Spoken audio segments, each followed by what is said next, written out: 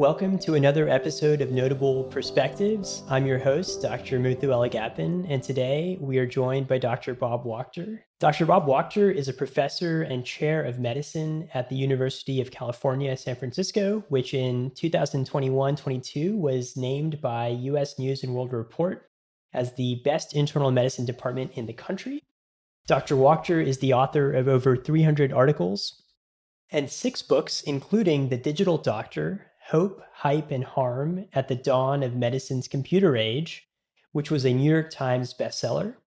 He is also often considered the father of the hospitalist movement, and Modern Healthcare magazine has ranked him as one of the 50 most influential physician executives in the United States 13 times, which must be a record. Dr. Wachter is also an advisor to Notable. So Bob, thank you so much for joining us today. It's a great pleasure, Muth. Thanks for having me. So I want to jump right in and hear about the early part of your career, and specifically what got you interested in healthcare and becoming a physician?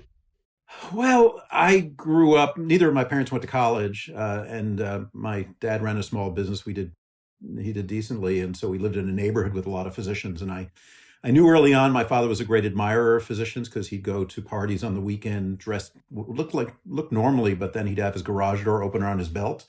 And he would say, "There are a lot of doctors at the party, and I have nothing. So, they have a beeper, I have nothing." So that was his quote, beeper. So I think I was conditioned to at least admire physicians early. I had a mentor when I was young, took me on rounds in the hospital. It was kind of cool. What was hard for me was I became a politics junkie during Watergate, just to age myself. And when I went to college, I realized I really enjoyed political science history classes more than I enjoyed chemistry and physics classes, and kind of had to convince myself there actually might be a role for a career in medicine. I had the sense I would really like medicine and be decent at it. There would be a role in medicine for someone who thought about the system, policy, politics, economics, or how the whole thing worked.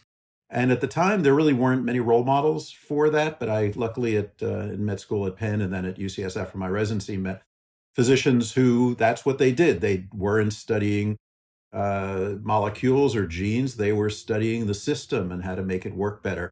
And that became a very comfortable fit for me. And that's kind of defined my career.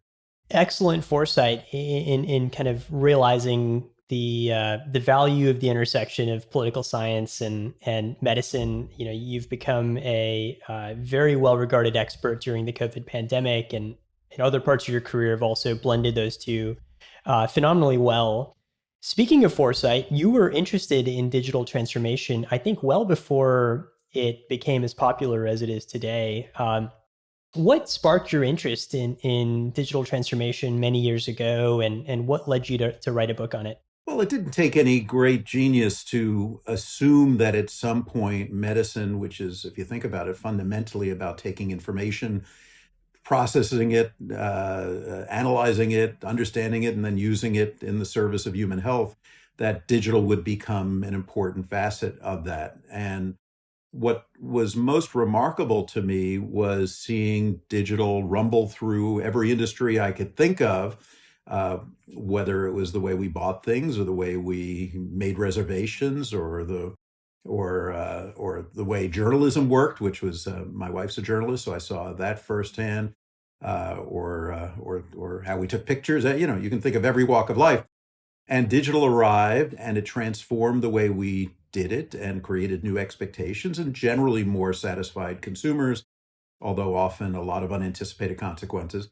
And I was kind of waiting for decades for our moment to arrive in healthcare. If you think about it, almost every other industry, maybe with the exception of education, went digital and was transformed. And I'd say mostly for the better, although, as I say, lots of unanticipated consequences all the time. And I got particularly interested in it because over the last 20 years, I had really spent a lot of my energy looking at patient safety and medical mistakes. And if you analyze medical mistakes, you come to realize very quickly that many of them relate to information systems and structures that don't work very well. The X-ray that shows an early lung cancer, but the information never gets transmitted to the primary care doctor. The physician who prescribes a medicine that the patient's allergic to because there's no pop-up or alert that tells them about that. The pharmacy pulls out the wrong medicine because they can't read my handwriting, all of that kind of stuff. It just seemed obvious that digital would be transformative and ultimately, as they say, sort of cliche, disrupt medicine. And I was really shocked by how long it was taking for that to happen. And then finally, digital entered our world. In 2008, fewer than 1 in 10 American hospitals had an electronic health record. By 2017, fewer than 1 in 10 did not. So it was really over the past 10 to 15 years that medicine went from fundamentally an analog industry to mostly a digital industry, at least in terms of the way information was captured and moved around. And had been looking forward to that day for 20 years, and I thought it would be kind of as easy and straightforward as my iPhone is. And I was shocked personally the good stuff was real. The doctor's handwriting went away. It became relatively easy to signal me if I was writing a medicine the patient was allergic to. 10 people could see the chart simultaneously, all good. But I was also amazed by a lot of unanticipated consequences. And when you talk to doctors and asked them about their satisfaction, they would often list the electronic health record as their main dissatisfier. And it was like, that's funny. Why would that be? And I would ask people, why do they think this digital thing was so bumpy in healthcare, whereas it felt relatively seamless in other industries? And all of the answers they gave me were completely unsatisfying. Why? Because the EHR companies aren't any good, or they were building these machines just to do billing, or doctors weren't involved in the design. And I felt each of the answers had a little bit of truth to it, but probably wasn't the whole picture. And then at UCSF, now about 7 or 8 years ago, we gave a kid a 40-fold overdose of an antibiotic. This is an antibiotic called Septra, a very commonly used pill. He was supposed to get 1. We gave him 40. And I happened to be at the patient safety committee meeting that day as we reviewed this case. And it was very clear that this could not have happened when we were on paper, that the fundamental flaw here was digital systems that, through a series of human glitches meeting the digital system, came up with an absurd dose. A 40-fold overdose would be like being on the highway and seeing a sign that it said speed limit is 2,500 miles per hour. It's absurd. And yet everybody just turned their brains off and did it because the computer was telling them to do that. And they trusted the computer and they'd lost trust in their own instincts. And at that moment, I came home and I said to my wife, I think I need to write a book about this. And she said, you're going to need to do this journalistically. And I didn't even know what that meant. I'd written a few books before, but never done one quite like this. And she said, basically, you're going to have to go out and talk to everybody to really understand all these different perspectives. So that led to me taking a year of my life to talk to CEOs of Epic and IBM and go to Boeing to fly a 777 simulator to see how they do cockpit computer design. By the way, I crashed it. It's actually not that easy to do. Talking to doctors, nurses, healthcare administrators, insurance people, federal administrators, to try to really see the whole elephant. Why was this so hard? Why were there so many unanticipated consequences? Why had healthcare been so late to this dance? And it was one of the more fascinating things I ever did. And then the challenge was putting it together in a book that was hopefully as interesting as the topic is. Describe why this is tricky, why there are so many unanticipated consequences. But also, the process was sort of fun because at the end of the day, I actually finished it quite optimistic. And so people read the book sometimes and say to me, it's a pretty grumpy book about all these problems that we're seeing with digital.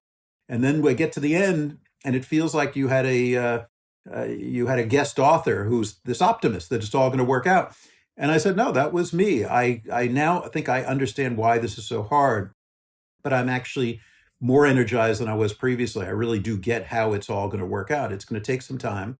And part of what it's going to take is to move from the monolithic system of your main digital thing is this big enterprise system called the electronic health record that controls everything, to a much more nuanced and a much more diverse set of digital tools, some of which may be built by some of the big digital giants that are going to get into this field undoubtedly, and they certainly have.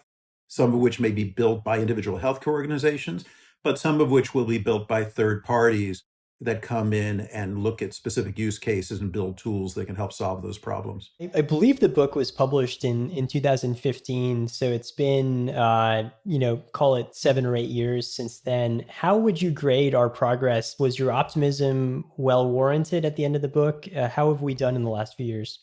I think we're a little slower than I thought we would be to get to where we are now, but maybe, by 2 or 3 years. And COVID accelerated some of the pace here. So I think without COVID, what I thought might take 10 years probably was on track to take 15.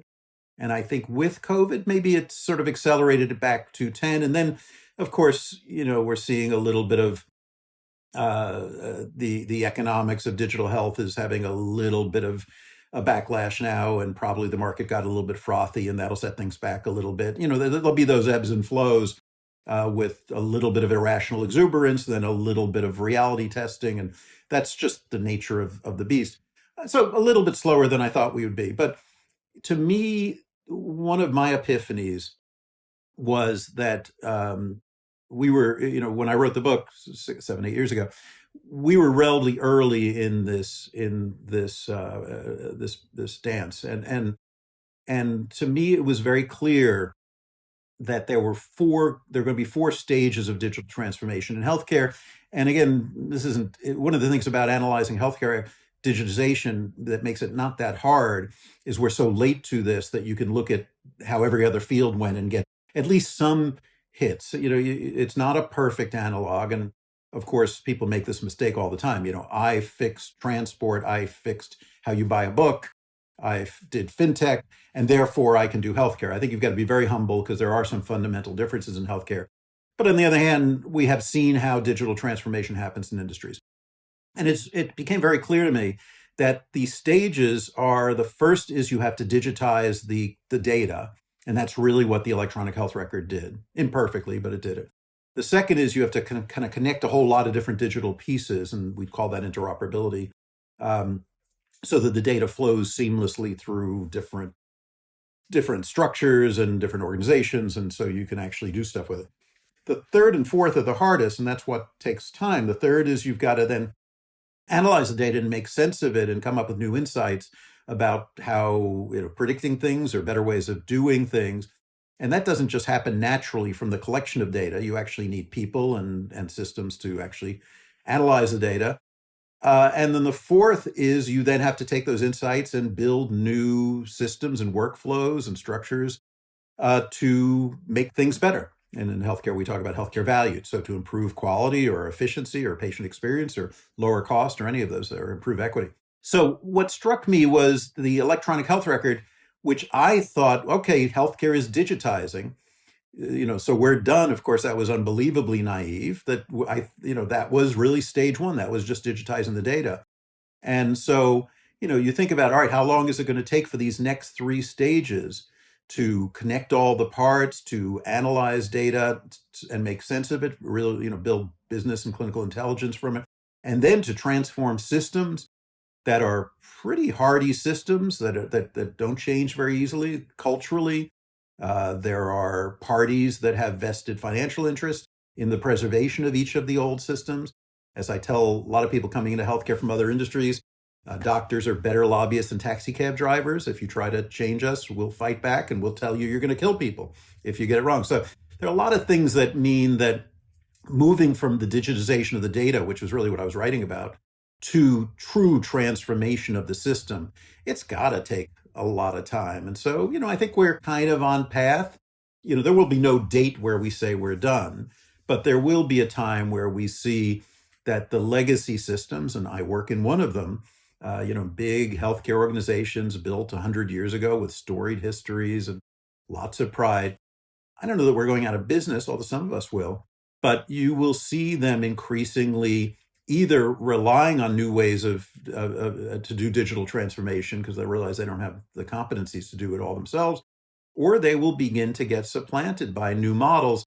Now, that, of course, happens first in the more consumer-facing and primary care-facing space, where it's more akin to the relationship that digital companies have with customers in other in other industries. It's a little harder to displace a hospital and an ICU and a transplant service. So I think the huge legacy healthcare systems are reasonably safe, although they better move along and to improve the way they do their work, but are reasonably safe from being fully disrupted, but can find themselves increasingly isolated if their primary care business and a lot of their secondary care business begins to get displaced by companies that come in and do it better and safer and cheaper, and by consumers and patients who will no longer tolerate the kind of terrible service that they're used to in healthcare because they've seen what really good service is like when they order from Grubhub or they order a book from Amazon or do 1,000 different things digitally.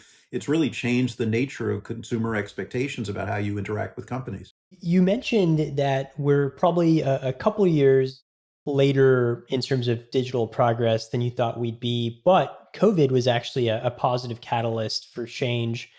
During COVID, and you're an expert here, during sort of the height of the COVID pandemic, we saw really high rates of virtual care, telehealth, direct to patient brands really take off.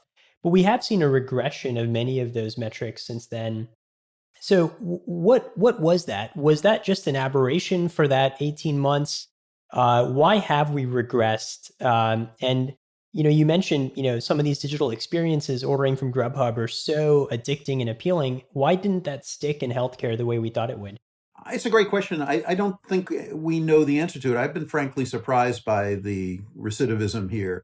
I kind of thought that once people got a taste of telemedicine and not schlepping into the doctor's office and sitting in the waiting room and reading a 3-year-old Reader's Digest or People magazine, they would say, why would I want to do that again? So it demonstrates that there's something about the old system that is relatively sticky, and some of it relates to the fact that to facilitate the new system took some fairly rapid transformation in both payment policy and regulatory policy that either has gone backwards now that the quote emergency is over, or certainly has a different feel, or there's some feel within the market that it's going to go backwards, and therefore sort of banking your future on that the world is always going to be benign from a regulatory standpoint in terms of, let's say, telemedicine, is now a dicier bet than it was 2 years ago, and we're beginning to see that. So, just one example, we were doing a ton of telemedicine in patients who were out of the state of California. Because the rules around requiring state-by-state licensure were relaxed, and my California license allowed me to do a televisit with a patient in Arizona. Well, lo and behold, about 30 out of 50 states have reenacted their requirement of state licensure. And so if you built a business around national telemedicine, you now, had to grapple with the fact that the regulatory environment has become less favorable. There's some of that.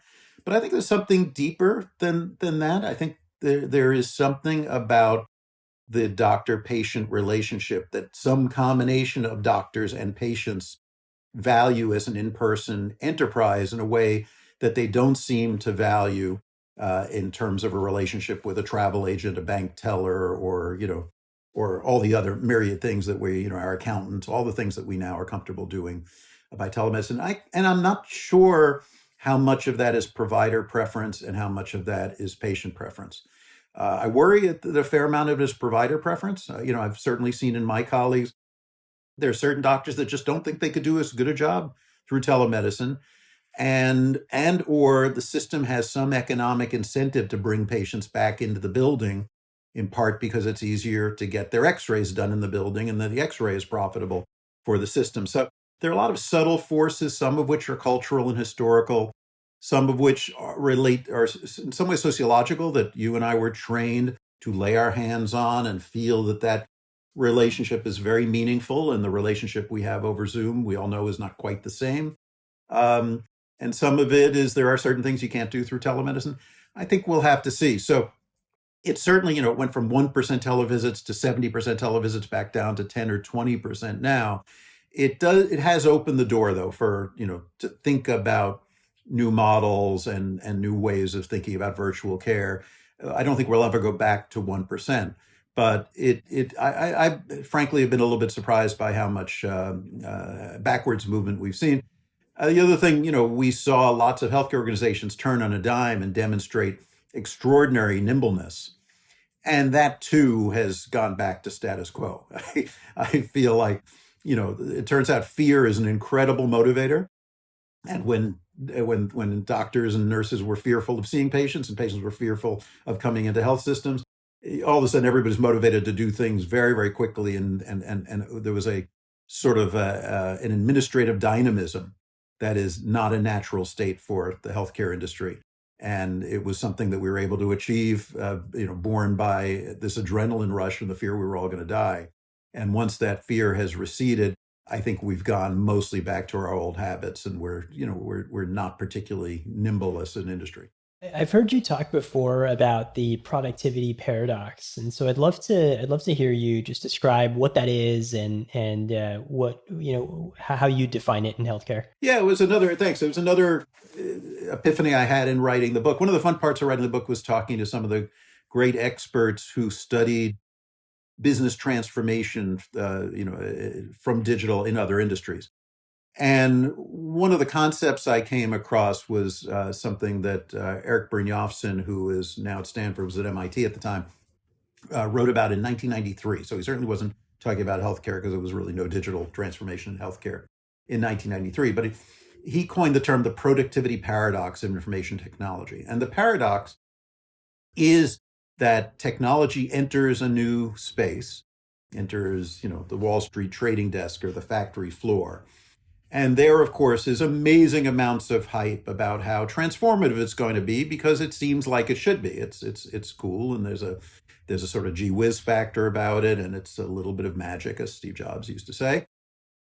And also, the hype was partly strategic, that in some cases it was going to be disruptive enough, and I'm not talking about disruptive in the Clay Christensen disruptive innovation sense. I'm just talking about just bringing it in and changing everybody's job description and paying for it was just going to be disruptive, pure and simple. That if there wasn't some hype about how great it's going to be, nobody would do it. You had to really have some activation energy to create a tipping point for digital. So sort of a whole combination of things led everybody to just say, this is going to be great. It's going to make us so much better, so much more productive, no matter what we're doing for a business. And the technology would come in, and Brynjolfsson's observation was that you would not achieve all of these promise ends. A year would go by, 2, 3, 5 years would go by, and that productivity advantage that you had been promised, or you sometimes had promised your shareholders, was not achieved. And so Nobel Prize winning economist said, I think in 1987, you can see the fruits of information technology everywhere except in the productivity statistics. I mean, you go to the Wall Street trading floor and there's computers everywhere, but we're no more productive than we were beforehand. You go to the factory floor, there's computers everywhere, no more productive than we were beforehand. So that's called the productivity paradox at IT, the paradox being you do not see productivity gains the way you expected and the way you hyped. The wonderful news about the productivity paradox, and the one that makes me a digital optimist, is in essentially every case that I can think of, the paradox ultimately resolves itself. And it resolves itself, and sometimes it takes 5 years, sometimes 10 years, and I expect in healthcare it'll be more in the 10 to 20-year time frame because the regulatory environment is harder. The stakes are higher. I live in Silicon Valley. Fail fast sounds good if you're building a restaurant app, pretty bad if you kill somebody. And so there are a lot of reasons why healthcare will be slower. But the question is then, how does it resolve? Why does it take that long, and how does the productivity paradox go away? And the answer is two things have to happen. One is the technology needs to improve. And of course it does as developers sort of iterate and see what happens. And one of the nice parts about technology is compared to other kinds of transformation is it has the fruits of iterative improvement built into it. It's very easy for you to see what's working and what's not working. And that's kind of what Google pioneered, that we're going to learn from every click and get better, every day. So that part, in some ways, is relatively straightforward. You're going to be on version 29.3.2Z, and that's going to be better than version 1.0. But the second is much more profound, and I think turns out to be much more important. And as Brynjolfsson described it, it basically is that people have to what he called reimagine the work. And what reimagine the work means is that when people brought in the technology, what they typically did is they brought it in and they replicated their analog workflows now with technology. And that's fine. And sometimes it actually made things somewhat better because tech can work 24/7 and not get fatigued. And it doesn't make some of the sloppy human errors, cognitive errors that we all make, and all that kind of stuff, and can automate certain things and make them better and faster and cheaper. So, but no one seems to be creative enough to understand what their world with technology will look like until they actually are living with the technology. So they typically do not rethink the way they do the work or the workflow or the way they staff themselves in advance. They have to live with the technology for a few years. And mostly this requires having some young people around who aren't wedded to the old ways of doing things. And they come in and they say, why are we doing it this way? And the answer is because we've always done it this way. And they say, that's crazy. With this technology, we can now think of an entirely new way of doing the work. And that's what Brynjolfsson termed reimagining the work. And that turned out to be the key to unlocking the productivity advantages of technology. So the question is sort of how long that takes. And, it varies depending on the industry and the complexity. My favorite saying, which Henry Ford may or may not have actually said, but is attributed to him, is if I'd asked people what they wanted, they would have said faster horses. They had no ability to understand what this thing called a car would do for them until there was a car. And they had no ability, of course, to understand, well, now that we have cars, we can have suburbs, and we need gas stations, and we need highways. All those sort of things were not thought of a priori. It was once you had the technology, people began to think of it. And the healthcare analog would be, when I go into Epic and type my physician's note, what does it look like? It looks like a piece of paper and it's stored under a tab. Why is that? Because it replaced what I used to do, which is write on a piece of paper stored under a tab. If you were designing the physician communication work tool today, it probably wouldn't look like a note. It probably wouldn't look like a piece of paper under a tab. You would have in mind, Wikipedia or Google Docs or a Twitter feed or a Facebook wall or any of those things that are much more dynamic, much more interactive, much more collaborative, much more multimedia, audio and video all embedded. The physician's note today has none of that. It looks like a piece of paper. And that's because we are not good at reimagining the work. And the people that designed it, if Epic or Cerner had asked somebody, who are they going to go to? They're going to go to an old guy like me and say, we're building the note. What should it look like? And I would have nothing more creative to say than, it has to look like a piece of paper under a tab. That's, of course. So that's what it looks like. That's why this takes 10 or 20 years, because you've got to then build the culture, the people, the structures, the incentives to truly reimagine the work. And, an industry like healthcare that generally is relatively fat and happy, there are very few unemployed doctors and nurses. It's not that common that hospitals go out of business. Probably is not under the competitive stress. And who are you competing against? Mostly you're competing against other hospitals, other healthcare organizations. So in a world now where you start having digital first companies, where you start having people beginning to transform themselves, then you have a real accelerant to begin to say, all right, we have computers, we have an electronic health record, but are we really taking advantage of this in the way that we need to in order to do our work better and safer and less expensively? And I think we're kind of at the cusp of that stage. And I'll add one more comment about COVID and the stage that we're at. Healthcare administrators typically, even if the money is tight, they often have no way of thinking about doing a process other than just adding FTEs. And they know that's an expensive thing to do, but it's what we have. We'll hire more people to do billing or more people to do scheduling or more people to manage the phones or whatever it is. Up until COVID, that's okay, fine. We'll just hire more people if as long as we can afford it, we'll deal with it. Now we're in a position where even if you can afford it, you often can't find the people.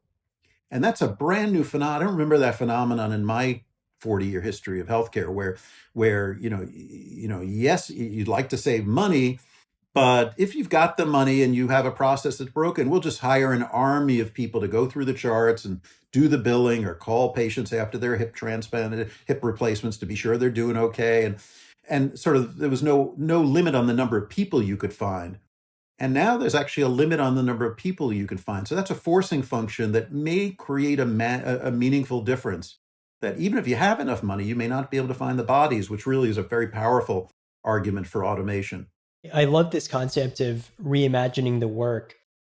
And there's sort of a parallel concept of reimagining the workforce. To your point, we can't find the people to do the work that we need to be done. And so you think about automation, you think about kind of technology supplementing or augmenting the human workforce. So I'd love to hear your thoughts, either at UCSF or more nationally. How have you seen health systems reimagine the workforce, if at all, or how should health systems reimagine the workforce as they think about filling gaps that they aren't able to fill with humans today? Well, I have a bias, and it's born, from potentially being a one-trick pony, but trying to see this thing happen over and over again. I coined the term hospitalist 25 years ago, and wrote an article in the New England Journal about this new way of organizing the work being inpatient medicine, how we organize inpatient medicine. And within a few years, it was the fastest growing specialty in history, and there are now 60,000 hospitals in the country, so more hospitals than cardiologists and pretty much every other field other than primary care doctors. And so that gave me the illusion, which I now know is a complete illusion, that it's not that hard to build a new workforce and transform the workforce. I've now come to realize that this is a once in a lifetime and pretty lucky break that happened to me. But it did show me that if you can look at an area of care and ask yourself some good and hard questions about, are we organized in the manner that creates the best outcomes, the most satisfied patients, the most equitable care, and do it, very importantly, at the lowest cost, because the cost of healthcare is bankrupting everybody, governments, private organizations, and people now, as there's more and more skin in the game in terms of copays and deductibles. If you can do that, then you can win the game. You can actually transform the way we do things. And I think the hospitals thing was relatively unusual, but it demonstrated to me that it's possible. And I think the world now that we're finding is one in which there's going to be more and more competitive pressure on healthcare organizations. Everybody's consolidating, so the market is becoming more challenging. If you were the only hospital in town, you used to have this franchise where, there's nothing they could do to you to really compete with you. But now that's not going to be as protective as it once was because of national brands, because of pharmacies joining forces with health plans, joining forces with providers. Everybody's going to get bigger. Everybody's going to be more competitive, and digital is going to sort of break the stranglehold that geography used to have on the provision of care. It used to be if you kind of owned a local market, you were safe. And I'm sure if you used to work at the only Target or the only Walmart in a town, you also felt you were safe. And then Amazon came along, and then all of a sudden the geography of that you owned, the zip code didn't matter that much. And I think the same thing is going to happen in healthcare. So I think the competitive forces are going to make us ask some very hard questions about the way we're organizing work. And that is, as soon as you begin thinking like that, you begin to think about not only how we do the work, how do we schedule a patient for a mammogram? How do we see a patient with terrible hip pain and decide, what therapy is appropriate? How do we do a lung transplant? All that sort of stuff. You're not only thinking about how you do it, but you also are thinking on who does it. And your instinct, of course, has to be the kind of now cliched practicing at the top of your license. So, you want your highly paid super specialist to do only the things that he or she is uniquely qualified to do. And if there's something that that person is doing that another person who's less expensive could do as well, and sometimes better, that's what you want to do. And you go down the path. And at some point, or not some point, very quickly, you begin to say, well, this person who is lesser trained and less expensive could do this thing very well if aided by certain technologies that essentially augmented their skills, sometimes kind of created some operational efficiency to do something better than they could do otherwise, sometimes created some knowledge advantages that it gives them a knowledge base that allows them to practice at the level we used to associate with someone who had more specialized training. And so you sort of immediately begin to say, we've got to think in a very new way about who's doing the work and how they could do their work better and safer and less expensively if they had technology in a form that was really useful and usable. And that to me is one of the most exciting phases that we're at in healthcare now. We sort of have to blow up a lot of the existing model, and try to think about, if your goal is to take care of someone with chest pain or with cancer, or you're trying to prevent a heart attack, and we want to do it using the least resources in a way that's most satisfying for the person and achieves the best healthcare outcomes. How much of the existing system would we preserve, and how much of it would we do with new people or the same people with tools that allow them to do things they didn't do previously? We've gotten used to that a little bit on the healthcare workforce side. I remember when the first nurse practitioners and physician's assistants came in to UCSF, and it was like, oh no, they can't do this. And now they're doing tons of stuff that in the beginning we said, oh, they're not qualified to do, and they're fine. And so we've sort of gotten used to breaking the stranglehold the physicians used to have on, physicians have to do everything. It's very clear that physicians don't have to do everything, and that super specialists should be mostly doing the things that they're uniquely qualified to do. And that those are the ways we think about specialization. And then there's the other stuff that's just stupid and wasteful. I mean, you look at the amount of time that people are spending trying to figure out what your insurance will or won't pay for so that they can send the appropriate bill to the appropriate person.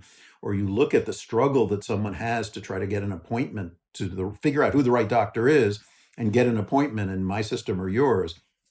It's just terrible. It's wasteful. And in almost every other industry, if people wouldn't tolerate it, we get things wrong so much of the time. We deliver the appropriate, highest quality care, maybe 50 or 60% of the time. Think about how long FedEx would be in business if they got your package 50 or 60% of the time, and on the time that they promised. They'd be out of business by next Monday. So the expectations that we have are greater, and I think there's no way we're going to meet those expectations without augmenting people's work with technology, which is inevitably going to change the nature of the work and probably create a bunch of new jobs that we didn't think of. One of the examples I give a lot is, people are going to be at home being monitored in all sorts of ways digitally. And you'll hear periodically folks say, oh, this is going to be great. All that data from the patient's wristwatch or from their toilet or from whatever is going to be transmitted to the primary care doctor, who's going to say thank you. And that's a world I'm not familiar with. In my world, if that happens, the primary care doctors are all quitting this afternoon. So there's a whole new layer of air traffic control that's going to have to be monitoring patients who are just going about their life, but throwing off digital health signals that have to be monitored and dealt with. So there's a huge amount of work that has to be done there. And then finally, I'd say my older son does Moneyball for the Atlanta Braves. So his job is to take data that is collected on every pitch, analyze it, and turn it into business intelligence that helps them do better and makes it more likely that they'll win the World Series, which they did a year ago. There are about 30 people like my son who work for the Atlanta Braves. The Atlanta Braves are an organization of about 300 to 500 employees. My organization, UCSF, also has about 30 people whose job it is to analyze our data to help us do our work better. We have 30,000 employees. So there are going to be a lot of new jobs of people who are more like my son, trying to take advantage of all this data that we have to try to do our work better. We've got to build those sort of capabilities, or we're not going to succeed in the new world. When we think about technology as a force to augment the work that's done today or to replace some of the work that's done today, how much of that innovation do you see coming from legacy EHRs, and how much of that innovation do you see coming from newer companies sitting around the EHR or complementing them in the way we do the work today? I think it's a fascinating battle to see what the right answer to that question is. From what I've seen in the last 5 to 10 years, my bias is that more of it will come from companies that are built to solve specific problems. And it's just a matter of focus. Whenever I hear the Epics or Cerners of the world sort of push back on that argument, I point out to them that that's what they did. That when Epic became a thing, they were competing against legacy companies that had very broad businesses. Who were the original companies that tried to build electronic health records? General Electric, IBM. Google tried to build a version of one. Microsoft tried to build a version of one. They all failed because it turned out you needed to have a company that was built to build an electronic health record. It's too complicated. It's quite specialized in terms of everything you needed to understand about the way healthcare worked and billing worked and measurement worked. So those are the ones that succeeded. And now, then, of course, they become the legacy organizations and say that we can do everything, which of course is ridiculous, and that's why they became successful businesses. So the history of business digitization is that these big enterprise monolithic systems tend over time to be either replaced or at least augmented or supplemented by companies built by third parties. They're solving specific problems that the monolithic systems can't solve or won't be nimble enough, in part because there's no way they can have the business focus to focus on the better management of diabetes or the better way to do billing or whatever it is. Now, the EHRs have a somewhat unique advantage, which is they own the data and they can make it pretty difficult for third-party companies to come in and connect. And so there's a battle there that will mostly be fought on sort of political and economic, maybe slightly technological grounds. There may be some kind of technological workarounds that allow third parties to enter. But there's an argument that the EHR companies have that's a legitimate argument, which is to say if we build it, it is more likely to integrate seamlessly into the system than a product a third-party vendor builds. And it's the job of the third-party vendors to build systems where that's just not true. What they build integrates so easily and seamlessly that the end user has no idea that they've left the EHR orbit, that they're now working in this third-party vendor. It just, the whole thing works perfectly well. So it's a fascinating battle to watch, sitting at a big healthcare system that has spent several hundreds of millions of dollars on Epic. I would say that if we really believe that Epic is going to come out with something next year that is going to solve this problem, and even if we believe a third-party product is going to be 10% better or 10% cheaper, we're probably going to stick with Epic. So it's a little bit of a high bar for the third parties. They've got to be significantly better and or significantly cheaper in order to make it worth the transaction and implementation costs, because it's easier to stick with your vendor. On the other hand, we've seen the Epics of the world say every year that don't buy this third-party thing. We're going to come out next year with this thing that's better, and sometimes they do and sometimes they don't. So we have an appropriate amount of skepticism. So at the end of the day, I would bet on the third-party vendors. Obviously, not all of them. A lot of them won't do well, and a lot of them will go out of business. But the ones that do well, I think, have an advantage in solving some of these complex, specific use case problems. And that is the history of digitization, that this has happened in industry after industry. A big enterprise system takes over in the beginning, and it's a little clunky and can't solve all the problems, and eventually either is completely supplanted or becomes the core operating system for a much more diverse array of products. That would be what I would bet on will happen here. We started off talking about your foresight, and I want to, as we kind of come to the close here, kind of come back to that. You've always been ahead of some of the biggest trends in healthcare, whether that was the hospitalist movement, patient safety and quality, really diving into the COVID pandemic. What do you think is the next big technology trend that's on the horizon over the next 10 years? And what type of healthcare system do you think we're going to be living in 5 to 10 years from now? It's interesting that I don't think AI has hit its tipping point in healthcare just yet. And there's certainly applications of it that are impressive, and the potential obviously is enormous. But AI as a core technology to replace or improve human capital. You have specific use cases of the the reading the X-ray, reading the pathology slide. But in terms of broad scale implementation and truly changing the nature of the work, not yet. I think that's got to happen in the next 10 years. It just feels like, again, augmented by companies entering the space and venture capital entering the space to support them. B, the technology getting so good that the sort of most of the technical challenges have been solved, and even the technical challenges meet healthcare being solved, meaning that our data are so dirty and often it's created for billing purposes. Not, good AI can almost correct for all of that stuff. People point out to me all the time, there's no data that's any dirtier than looking at the gibberish that people put in a Google search. And Google sort of has figured that out, and it can still give you, appropriate results.